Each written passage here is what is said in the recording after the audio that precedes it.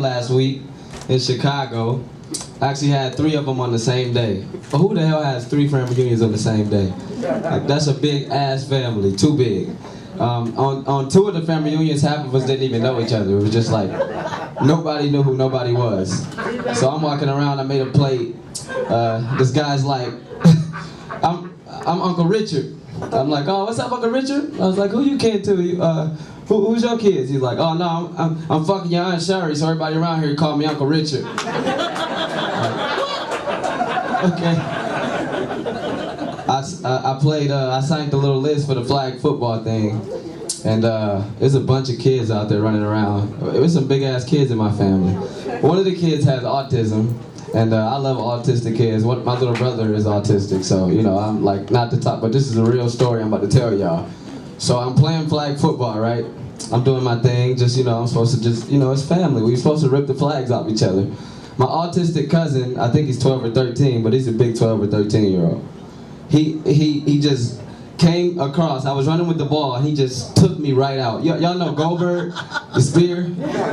He speared me like out my shoes in front of the whole family.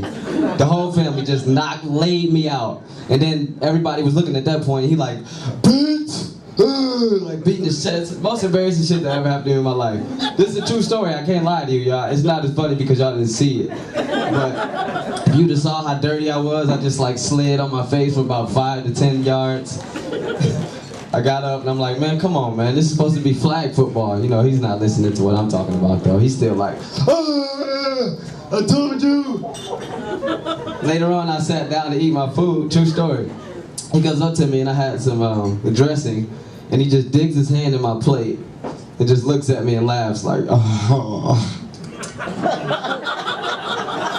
I wanted to beat that boy so bad. I said, man, what are you doing? He said, oh, it's good. I said, man. I got in the car with some of my cousins that I had just met, and we were riding around to Chicago. We were riding around to the liquor store to get something to drink. And have any of y'all ever rode in the car with black people when they see a cop? It's like the funniest shit. Everything stops. Everybody get quiet. Don't say a word. Whatever play on the radio, it could be talk show radio. They turn everything down to sit up straight. One of my cousins, I bullshit you not, had a McDonald's cup, and he just paused like. I said, what's going on? Is it true? He said, just don't say nothing. Don't move your neck. Don't move your neck. Wait till you go. Wait till you go. The cop turned and they resumed. He sipped his drink. Woo. Yeah, but we're going back to the park over there today. I'm like, everybody stopped. Crazy shit. Somebody had a warrant, so I ain't dropping no names. So I got a little cousin that I had just met too, and his name was Troy. He's a nice little cute fella. Seems like he's innocent. And they were getting ready to announce something about our next family reunion that they had, because they got another one this year, and I'm not going to no more damn family reunions. I tried to shush Troy, little Troy. I'm like, shh. You know, everybody do. That's the common thing to do. When a kid is talking, everybody's trying to get everybody quiet. You shh. So I little Troy, and little Troy looked at me and said, "You spit in my fucking face." He's 3 years old, y'all. I think 3 or 4. So I didn't know what to say. I just took a step back, and I said, "Man, who's your dad?" He said, "Uncle Richard ain't my dad, but he fucking my mom." I'm like, oh man, this is getting crazy. This family reunion shit gotta end. Cause I'm never gonna go through that again in my life, I promise. That's the last thing. I mean, I get drunk. I like to get drunk, y'all. I drink sometimes, and I like to just call everybody on my phone for no reason. I just call and just 3 a.m. in the morning. What you doing? What you doing? What the fuck you think I'm doing? I'm asleep. You ever got snapped on for calling somebody at 3 a.m. in the morning and have no response to it? I'm calling you because I need a ride to the ER. That's okay, I'm gonna die. Fuck it. I'm sick and I was trying to call. No, you ain't. Yeah, you right, cuz. I love you. I'll call you later or something. Just say what you think. Alright, Brian, I'm about done. That's all I had tonight. It's nice to meet everybody and talk to you all. My name is Daquan Jennings. Hopefully I'll come back next time and have a good set for you. I'll write some stuff down. Thank you, Brian.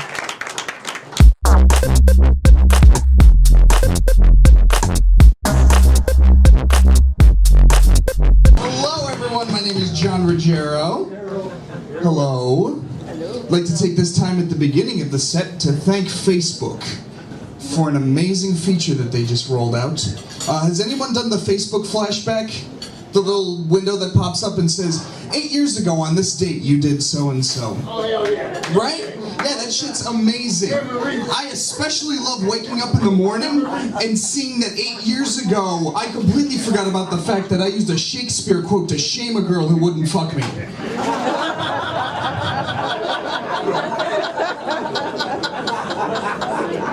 Yeah, I don't think anyone needs to remember that, Facebook. I mean, I appreciate it. But, yeah, that was a big hit to my self-esteem. But luckily, it got fixed a little bit. That same day, I went to Detroit for a show. And as I was waiting for the show to start, I was out in line with about 100 other pasty-looking white guys exactly like me, all just standing in the line, and I see this homeless guy walk, and he starts pacing the line, starts going up and down, not really talking to anybody. But as he's going up the line, he looks right at me, walks up, and asks me for change. And it felt good, I'll be honest with you. It felt really amazing that someone at, like, the lowest point of their life, with just sunken-in features, a real sad-looking person, can still have a homeless guy come up and ask him for change. Like, I really appreciate that. That's really amazing. It makes me feel good about myself. Amen. I do need to start watching what I'm eating, though. Not because of my weight. I got a splinter from a Triscuit last week. I didn't even know that was possible. I'm eating crackers. I need to pull out a goddamn tweezer for some reason. Yeah, but I actually, I didn't gain all of this weight through eating. I gained this all, unfortunately, through drug use. Yeah, don't huff Pam.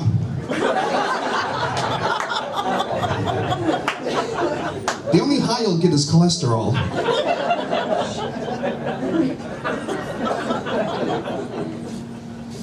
So I've been trying to get myself out there, and about a year ago I downloaded an app on my phone called Tinder. I bet everyone knows about Tinder in here, right? Yeah, that's right. And I'm also a fucking nerd, so around the same time I downloaded this game called Fallout Shelter. I love the Fallout series of games, and to hear that they made a phone version, mind-blowing, incredible. This is great. I'm gonna download it, play it all the time. I do still play it all the time. And with Tinder, I just wanted to, you know, get my face out there, so I go into Tinder and I swipe right as much as possible, attempting to get any match that I possibly can, talk with anyone. And one day, I still hadn't gotten any matches, but as I'm swiping right, I come across a profile of a girl named Vault Girl, which was a reference to Fallout. And that blew my mind. I'm like, this is amazing. Even her picture looks like a character from Fallout. This is beautiful. I haven't been matched with anyone yet, but maybe this will be my lucky chance to match with someone. So I swipe right. And about 5 minutes later, I got a message saying that I had been matched with Vault Girl. My heart skipped a beat. I thought, this is amazing. This is making my entire life right now. I can talk with this girl about all kinds of Fallout stuff and it would be awesome. And then about a minute later, I got a message back from her. And I was ecstatic, and I quickly opened the message, and it read, "Thank you for swiping right. Please go to the App Store to download Fallout Shelter."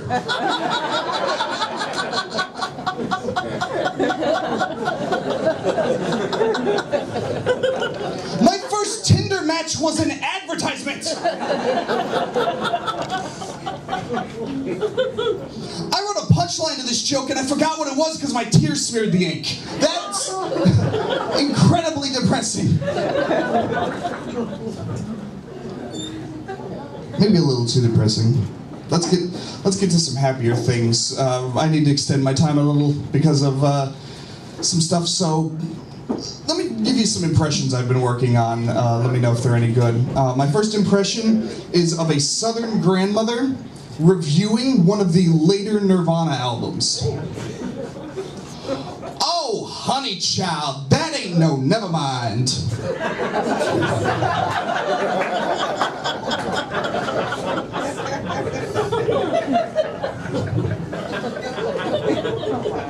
So that was a good one, okay. The other impression that I have is of the guy who sings the Grinch theme song being arrested for pedophilia. No, officer, I swear I didn't touch that 9.5-year-old.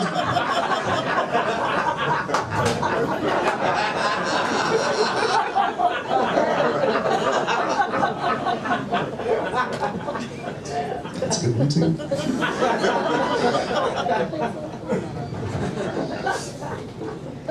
My mom asked me a while back why I don't have any kids. The first reason I gave was because I'm smart. The second reason that I gave was that I think I'd be really bad with kids. And the reason I think that is because I have really good ideas about how to handle kids, but when I'm high. So I know that they'd be fucking awful. Like, for instance, I always thought that it would be awesome to, like, protect kids by putting them inside of those, like, New York-style newspaper dispensers. Because when I was a kid and you watched, like, a TV show or a movie and anyone tried to get a newspaper out of those fucking things, they can't and end up tossing their car keys in there at the same time. It's amazing. That's obviously gonna stop a kidnapper from taking my child. The other reason I think I'd be bad at raising kids is because I think babies think I'm shady. I work at a hospital over by the maternity ward, and I basically say hello to all of the women that come in every day. And I'll wave and say, like, hey, how you doing? It's nice to see you. Thanks for coming by, blah, blah, blah. And as they walk by, I'll look at the kids and I'll give them a little wave and say, hey, how you doing, little guy? And every baby gives me the exact same face. I don't know what I'm fucking doing. It's like these babies know how fucking terrible I am. Like they know that once I skipped out on paying 2 months' rent by wasting all of my money on magic cards and lying to my roommates. Like these babies know my intimate, terrible shits. And they don't appreciate it. All right, guys, I'm gonna get off the stage here, but before I do, I don't know how many of you people laughed at me, I hope a lot, but if you came here tonight and did not laugh at any of my jokes, let me at least leave you with something interesting you could take home, kind of like a Snapple fact that you can tell your friends. Did you know that when men ejaculate, yes, they release at about 27 miles an hour? Yeah, that's why it's illegal to do in a school zone. My name is John Ruggiero. You can find me on Google Maps. Thank you.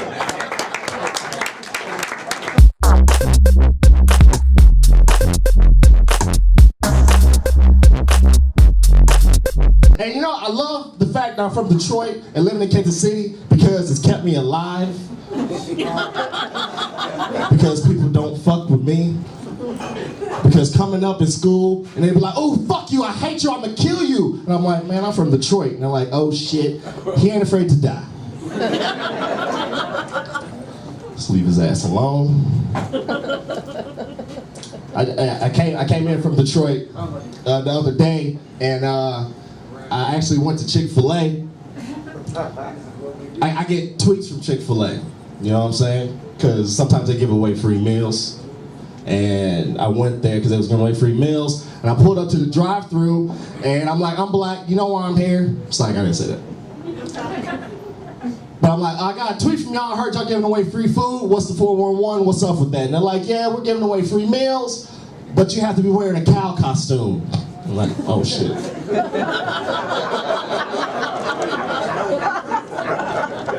I looked in the back seat.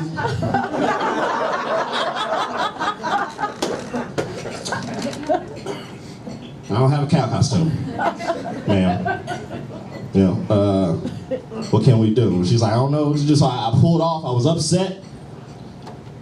Didn't know what to do. Didn't have a cow costume. But I did have my ski mask and my pistol. So I just kind of walked in there and was like,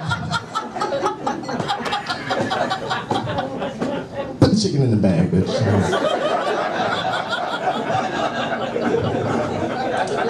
That typically works everywhere I'm at. Except I was in Detroit. Yeah, baby. And the old lady pulled on me too. She just lifted her shirt, showed the pistol. She was like, you better go get a cow costume.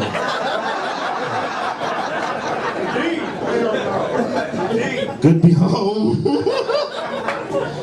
Get the fuck. You know where I can get a cow costume? I got a Target or about 35 miles. Yeah, no.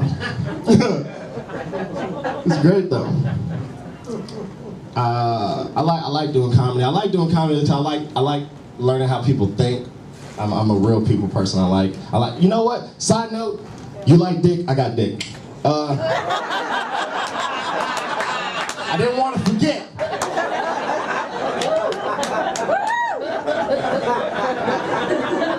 And there's like 4 other niggas here that didn't jump on that when she said I like dick. I saw like a few niggas like, well, But anyways, back on track. I got that though. But no, I like to understand how people think. You know, my life is in shambles right now because I don't know who to trust anymore.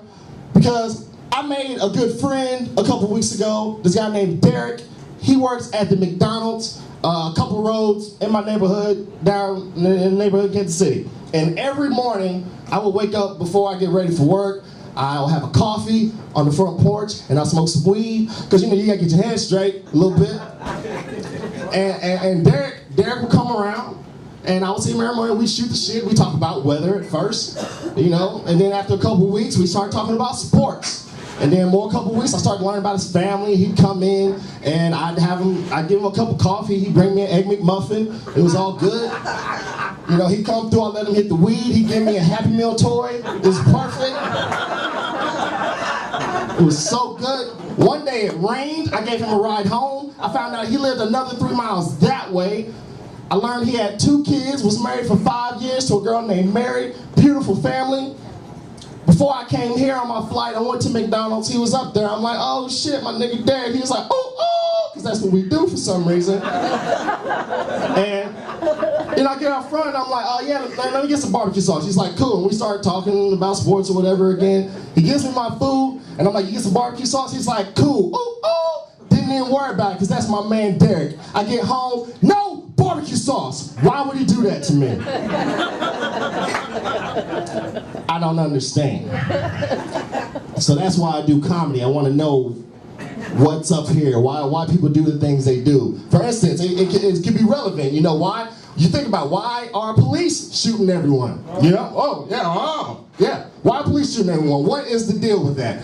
What's going on up here? I don't understand that in any way at all. Like, it's their procedure. They have training. It's supposed to be locked in, not to shoot motherfuckers that they're not supposed to shoot. I get it. Like for instance, the other day, I'm getting in the car in the garage. I walk in the spider web. I freak the fuck out. Now, anybody that knows me knows I don't fuck with 3 things. 1, heights. 2, Michael Jackson's Thriller. We'll talk about that another day. 3, spiders. Now, I'm 33 years old. I walk through a spider web, I know what's up. There's a spider around here somewhere. So I'm freaking out. And sure enough, here comes a spider right towards me. This big, black, aggressive looking spider. Whew. Now I'm 33 years old. I've been scared of spiders my whole life. I know what to do. I know the procedure. So I turn my body cam off and I stomp the shit out of it.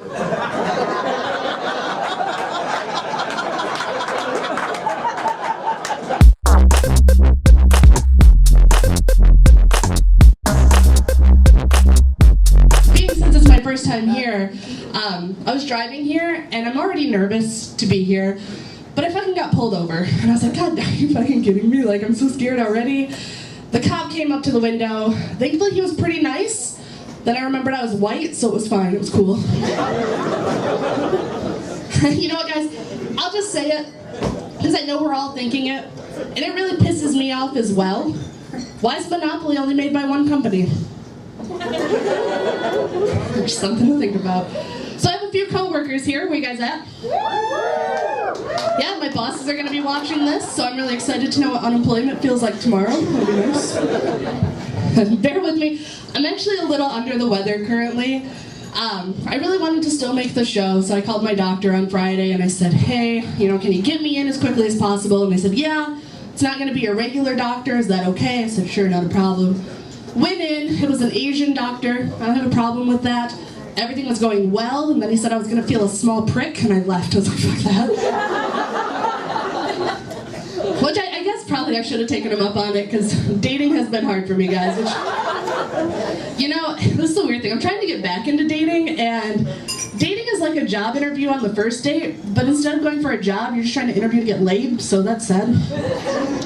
But I've met a lot of great people on E! Ecstasy is a great way to meet people, so that's nice. I was with my friend the other day, and she's like, Liz, you've been looking at your phone a lot, you're smiling, you're giggling, are you seeing someone new? I said, no, but Taco Bell has an app?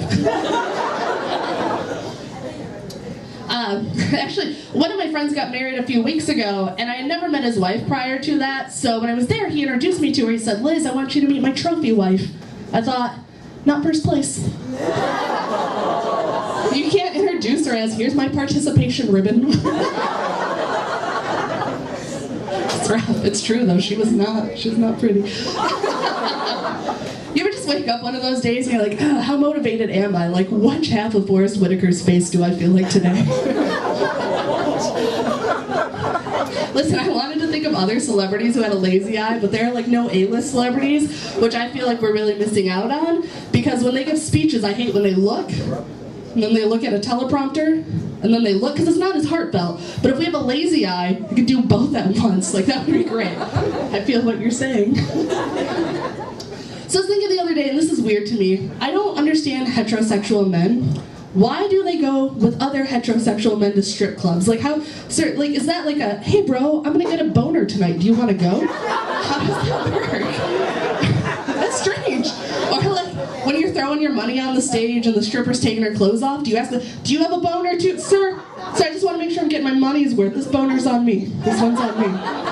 Like, it's fine at a strip club to sit in a group of guys and have boners together. That shit is fucking weird at Applebee's. You shouldn't do that. Alright guys, I'm going to end, just one more quick thing for you. Actually, after everything is done tonight, I'm going to be hosting another event. It's for people who can't orgasm, so if you can't come, just let me know.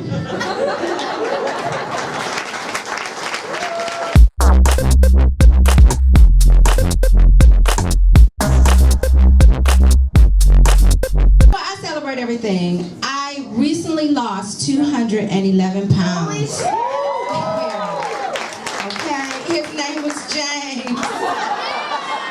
That shit was hard to fucking do.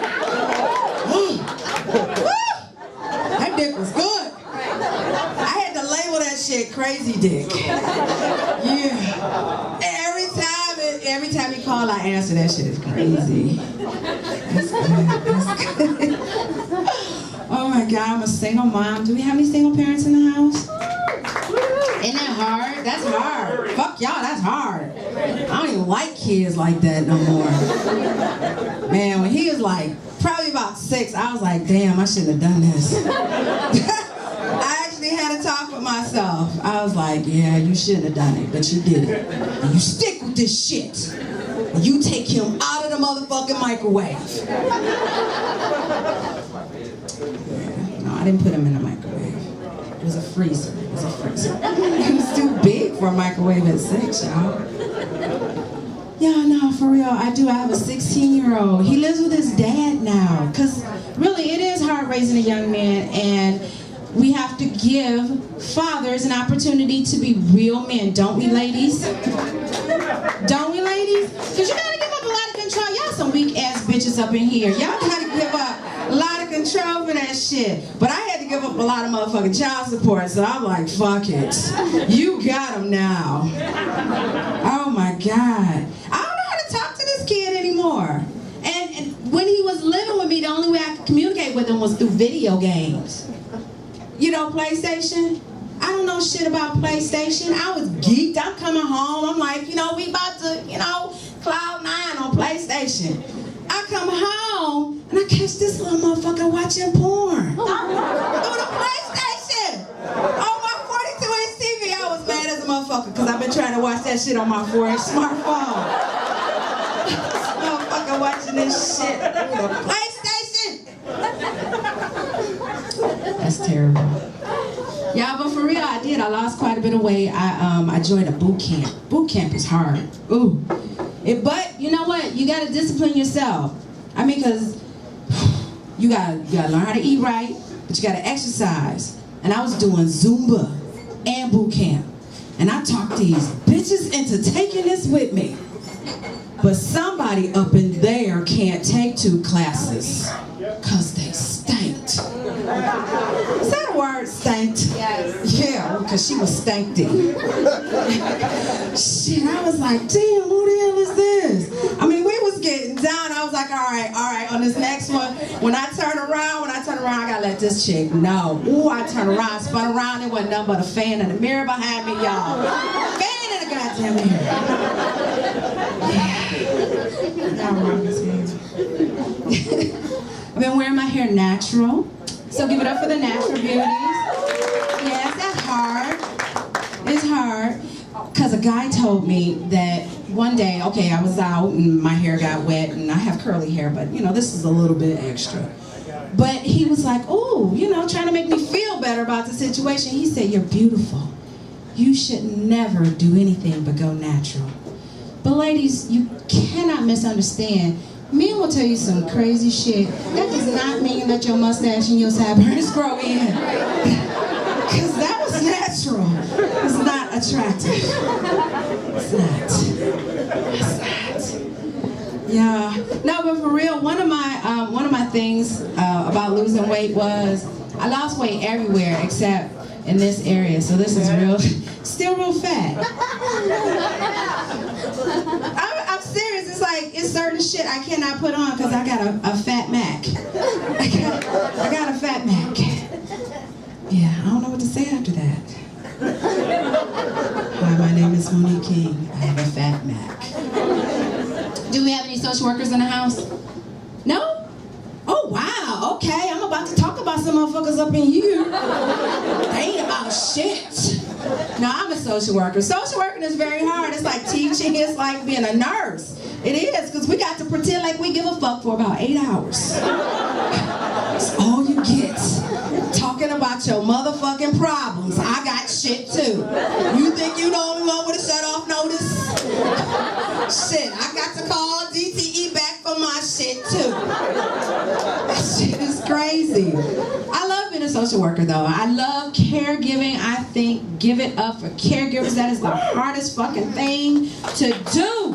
Especially for old people. Because they just won't fucking die no more. I mean, you know, they used to get old and fucking die. Now they just get old and get on your motherfucking nerve. It's like, stop this shit. My granny. Oh my God, I love my granny. I love her to pieces. But the reason I love her to pieces is because she's real. She keeps shit real. She was in a nursing home. And I took her from that nursing home for 3 reasons. 1, because they put her ass out.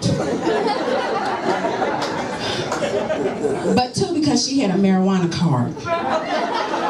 And 3, Granny had a marijuana card. They was moving Granny in. But she gets so damn paranoid. I be like, Granny. My granny is 94 years old. Okay, for real. I don't know if I want to live that long. Cause Granny is complaining about shit. She like, oh Lord Jesus, I don't know if I can take no more. Like, no, you can. You can. But tomorrow, after you get your check, I don't know if I can take no more. Might be God.